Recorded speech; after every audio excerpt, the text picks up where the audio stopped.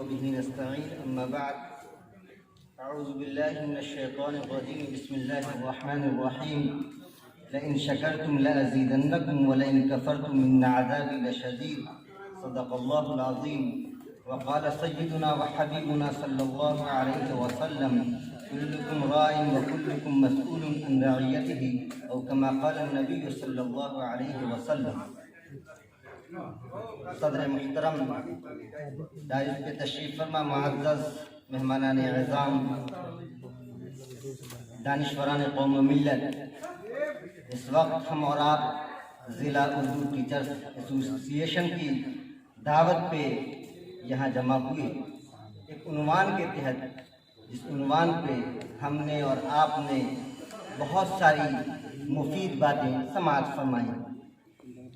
میرے معزز دینی بھائیوں، ہم انسان ہیں، انسانوں میں بھی ہم مسلمان ہیں۔ قرآن کریم نے کہا لقد خلقنا الانسان فی احسن تقویم، کہ ہم نے انسان کو سب سے بہترین ڈھانچے میں، سب سے اچھے سانچے میں پیدا کیا ہے، اور پھر اس میں ہم مسلمان ہونے کا فخر کرتے ہیں۔ جناب محمد رسول اللہ صلی اللہ علیہ وسلم کی امت بھی ہے۔ آقا صلی اللہ علیہ وسلم ایک ایسے وقت میں تشریف لائے جس وقت دنیا آہ و بکا کر رہی تھی، کرا رہی تھی۔ قرآن نے کہا کہ وَكُنْتُمْ عَلَى شَفَا حُفْرَةٍ مِّنَ النَّارِ فَأَنْقَذَكُم مِّنْهَا، کہ تم سب کے سب ہلاکت کے آخری دہانے پر کھڑے تھے، تو اللہ تعالیٰ نے جناب محمد رسول اللہ صلی اللہ علیہ وسلم کو مبعوث فرما کر اس ہلاکت کے دہانے سے بچا لیا۔ میرے معزز دینی بھائیوں، آقا صلی اللہ علیہ وسلم جس زبان کو لے کر آئے وہ زبان ہم اور آپ جانتے ہیں کہ وہ زبان عربی زبان ہے۔ قرآن عربی زبان میں ہے۔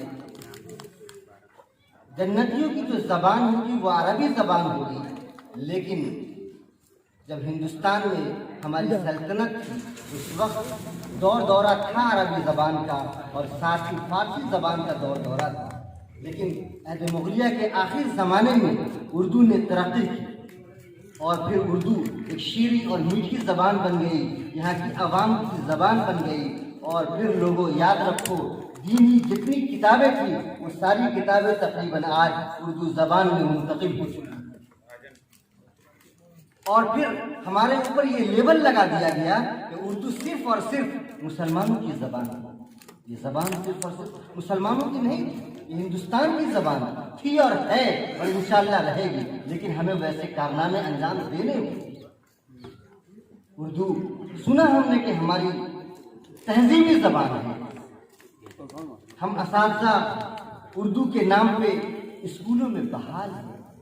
ہمیں کیا کام کرنا چاہیے وہ سب ہم نے اور آپ نے سن لیا۔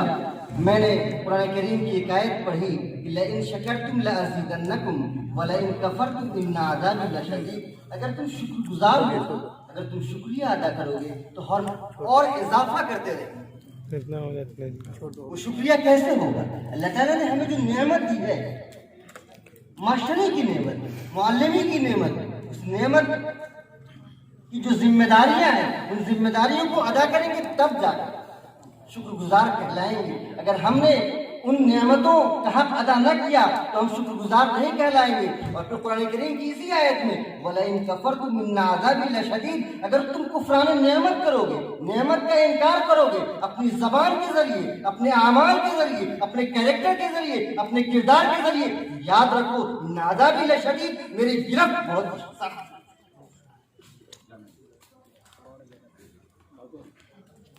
میں نے آقا صلی اللہ علیہ وسلم کی ایک حدیث بھی پڑھی تھی، اس کا ٹکڑا پڑھا، کلکم راعٍ، تم سب کے سب ذمہ دار ہو، کوئی اس سے مفر نہیں، کوئی اس سے الگ تھلگ نہیں۔ وَكُلُّكُمْ مَسْئُولٌ عَنْ رَعِيَّتِهِ، تم سب سے اپنے ماتحتوں کے بارے میں پوچھا جائے گا۔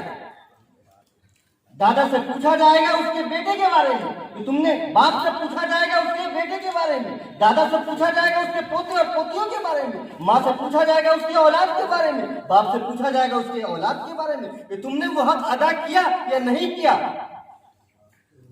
ہم انسان ہیں اور آخری ہمیں جہاں جانا ہے یہ تو چند روزہ زندگی ہے، اخروی زندگی ہے.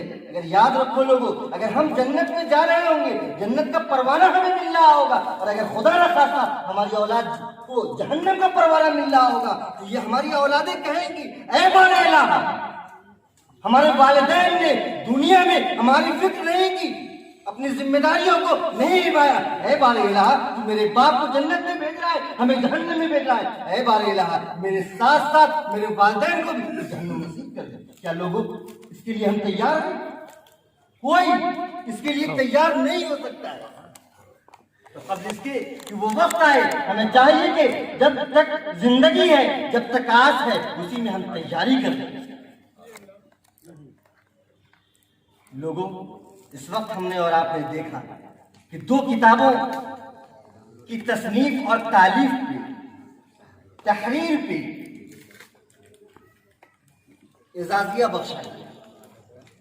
ہمیں اس وقت بہت خوشی ہے کہ جس نام نامی پہ ڈاکٹریٹ کی سند اور ڈگری لی مفکر اسلام حضرت مولانا ابو الحسن علی الحسنی، جن کو مختصر میں مولانا علیمیہ کے نام سے جانتے ہیں. 2 واقعے آپ نے سماعت فرمائے. انہی 2 واقعوں کے ساتھ اپنے ذہن و دماغ میں آپ رکھیے کہ عالم اسلام کی وہ شخصیت تھی، ہندوستان کی وہ واحد شخصیت تھی جن کو شاہ سعود نے مکۃ المکرمہ خانہ کعبہ کی کنجی دی اور یہ کہا کہ حضرت آپ یہ کنجی لیں اور اس کنجی سے خانہ کعبہ کے تالا کو کھولیں اور آپ اندر میں تشریف لے جائیں اور عبادت و ریاضت کریں. ہندوستان میں آج تک کسی بھی دوسری ذات کو اور شخصیت کو یہ مرتبہ نہیں ملا کہ مولانا علیمیہ کی ذات کی، مولانا ابو الحسن علی الحسنی الندوی کی ذات کی. مولانا علیمیہ رحمۃ اللہ علیہ کو علیمیہ بدنے میں، مفکر اسلام بنانے میں کن کا ہاتھ تھا؟ یاد رکھو لوگوں، ہماری مستورات یہاں بیٹھی ہوئی ہیں، معلمات بیٹھی ہوئی ہیں، ان کی ماں کا ہم لوگ، والد کا تو انتقال بچپن ہی میں ہو گیا. والدہ نے ان کو اس طرح سے سینچا اور سنبھالا کہ آپ مفکر اسلام کے نام سے ملقب. مولانا ابو الحسن علی الحسنی الندوی رحمہ اللہ، اللہ آپ کی قبر کو نور سے بھر دے، آمین، کروٹ کروٹ سکون نصیب فرمائے. لوگوں نے لکھا ہے کہ اس صدی کی جو سب سے بڑی شخصیت ہو سکتی ہے وہ مولانا علیمیہ کی ذات ہے. مولانا علیمیہ رحمۃ اللہ علیہ کو ہم لوگوں نے، آپ لوگوں نے سنا ہے، اکثر لوگوں نے سنا ہے، چند ہی لوگ یہاں پہ ہوں گے جنہوں نے اپنی نگاہوں سے دیکھا ہے. ٹھیک ہے، 2-4 موقع پہ آپ لوگوں نے تقریر سنی ہوگی. پٹنہ کے سری کرشن میموریل ہال میں آپ تشریف لائے تھے، میرا بچپنا تھا، پیام انسانیت کانفرنس میں. مولانا علیمیہ رحمۃ اللہ علیہ نے لکھا بھی ہے اور کہا بھی کرتے تھے کہ جہاں میری ماں کا ہم رول رہا، وہیں جن چیزوں سے ہم نے فائدہ اٹھایا ان کے بھی ہمارے احسانات رہے ہیں. یہ جس مائک سے ہم بول رہے ہیں، جس ڈائس کے سامنے ہم کھڑے ہیں، جس کرسی پہ بیٹھے ہوئے ہیں، اس کرسی کا بھی ہمارے اوپر احسان ہے، اس قلم کا بھی ہمارے اوپر احسان ہے. ہم اور آپ کیا کرتے ہیں؟ اسی قلم کے ذریعے اپنے پاجامے میں اظہار بند داخل کرتے ہیں، لگاتے ہیں. عمومی طور پہ لوگوں یاد رکھیں، جس قلم سے ہم قرآن لکھتے ہیں، جس قلم سے ہم حدیث لکھتے ہیں، جس قلم سے ہم شخصیات کے اوپر مضامین لکھتے ہیں، اس قلم کو ہم اظہار بند کے استعمال کرتے ہیں. کہنے کے لیے باتیں بہت ساری ہیں.